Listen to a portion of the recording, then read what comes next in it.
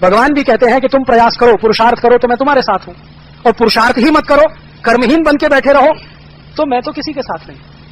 कृष्ण ने अर्जुन को कहा है कि जो पुरुषार्थी हैं उनको मैं प्रेम करता हूं, और जो सिर्फ घंटी बजाते हैं, तिलक चंदन लगाते हैं, उनके पास में कभी फटकता नहीं, क्योंकि वो पुरुषार्थी नहीं। अर्जुन को पुरुषार्थी होने का पूरा संदेश है भगवत गीता। कोई मंदिर में जाके माथा टेकने का संदेश नहीं है भगवत गीता। अर्जुन कर्महीन हो रहा है, कमजोर हो रहा है, ताकत कम होती जा रही है, मन में भय बैठ रहा है, क्या करूं, कैसे करूं, ये सब मेरे हैं, प्रियजन है, कैसे लड़ूं। तो कृष्ण ने भगवत गीता सुनाई है, और वो पुरुषार्थी बनने के लिए सुनाई है। रामचंद्र जी की कहानी हम पढ़े, राम की कथा पुरुषार्थी होने की कथा है। पूरा का पूरा उनका जीवन एक ही संदेश देता है, पुरुषार्थी बनो। अगर राम ने यह सोच लिया होता मैं तो अयोध्या से अकेला जा रहा हूं, मेरे साथ तो एक पत्नी है और आधा मेरा भाई है लक्ष्मण, मैं कैसे लड़ूंगा रावण से, तो वो तो निकले ही नहीं होते घर से कभी। हम सब जानते हैं कि राम सेना लेके नहीं निकले थे, राम दास दासियों को लेकर नहीं निकले थे, घर से वैभव और संपत्ति लेके नहीं निकले थे, अकेले निकले थे अपनी पत्नी और भाई के साथ। नहीं निकले होते तो राक्षस संस्कृति का ही इस देश में बोलबाला होता, बाकी तो कुछ होता नहीं इस देश में। लेकिन निकल पड़े, वो निकल पड़े तो भील, कोल, किन्नर, नर सब उनके पीछे लाखों की संख्या में खड़े हो गए और रावण जैसे शक्तिशाली राजा को परास्त कर दिया।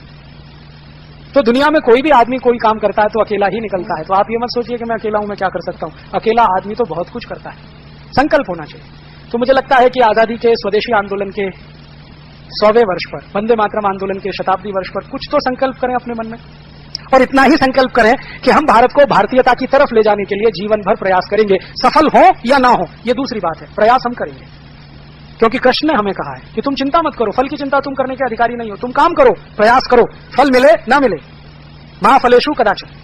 तो हम प्रयास करें, पूरी ईमानदारी से करें, कर्मठता से करें, निष्ठा से करें, तो शायद आने वाले 3 साल, 5 साल, 10 साल में ये देश भारतीयता की तरफ लौट सकता है, समाज भारतीयता की तरफ लौट सकता है। और नहीं करेंगे तो जो पीढ़ी जवान हो रही है ना, ये आपकी आंखों के सामने ही इस देश को खड्डे में ले जाकर डालने वाली है, आपके देखते देखते।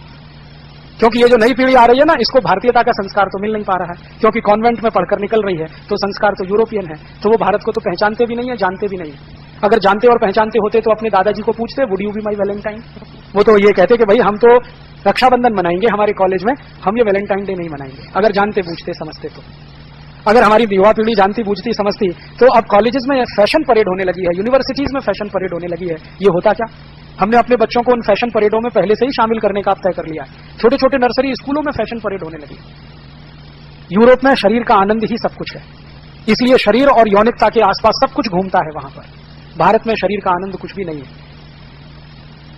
तो हम तय करें जाना किधर है, और ये मेरे लिए और आप सबके लिए बहुत सही समय है कि अब हम देश के बारे में चिंतन करें।